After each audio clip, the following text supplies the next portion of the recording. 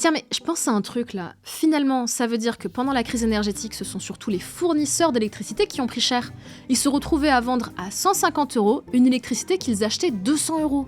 Les pauvres. On s'est retrouvé dans une position de surcouverture à la fin de l'année, là où structurellement on était en sous-couverture pendant toute l'année. Donc le fait d'être en surcouverture nous a poussé à revendre cette électricité excédentaire. Vous aviez l'électricité excédentaire. Et donc dans un marché qui était encore élevé, en fait, finalement, ça a reconstitué une marge brute de l'ordre de 20 millions d'euros sur la revente d'électricité qui nous permet de payer nos frais fixes et de garder des capacités de rebond pour l'année à venir. Et les 2 années à venir. Bon, c'est un peu du jargon financier, mais ce qu'il explique là, en gros, c'est qu'ils se sont fait plein de thunes. Le truc, c'est que les multiples rustines sont autant de failles qui peuvent être exploitées pour se faire de l'argent. Une des rustines dont on n'a pas parlé, c'est le marché à terme. Quand vous êtes un fournisseur, il est possible d'acheter de l'électricité à l'avance pour couvrir la future consommation de vos clients.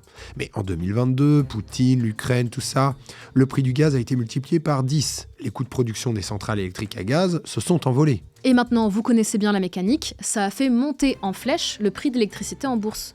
Les fournisseurs alternatifs comme Mint, Home Energy se sont retrouvés avec une électricité achetée à l'avance à 50 € quand le gaz était pas cher, alors qu'elle valait jusqu'à 20 fois plus au pic de la crise. Ils n'avaient donc qu'une envie, vendre cette électricité sur le marché et empocher le pactole.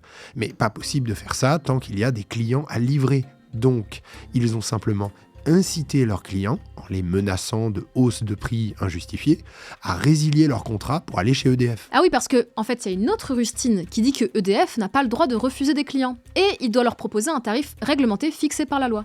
Donc, les fournisseurs ont dégagé leurs clients à coup de menaces et l'électricité achetée 50 € à l'avance a pu être revendue plusieurs fois le prix à EDF, qui s'est retrouvé à devoir servir de nouveaux clients. Si vous voulez en savoir plus, j'ai aussi fait une vidéo là-dessus sur ma chaîne. Et oui, les fournisseurs alternatifs, ce sont en majorité des vrais petits traders qui savent exploiter les failles de marché. Eux, ils les connaissent bien, toutes les rustines là. Il n'y a pas d'argent magique.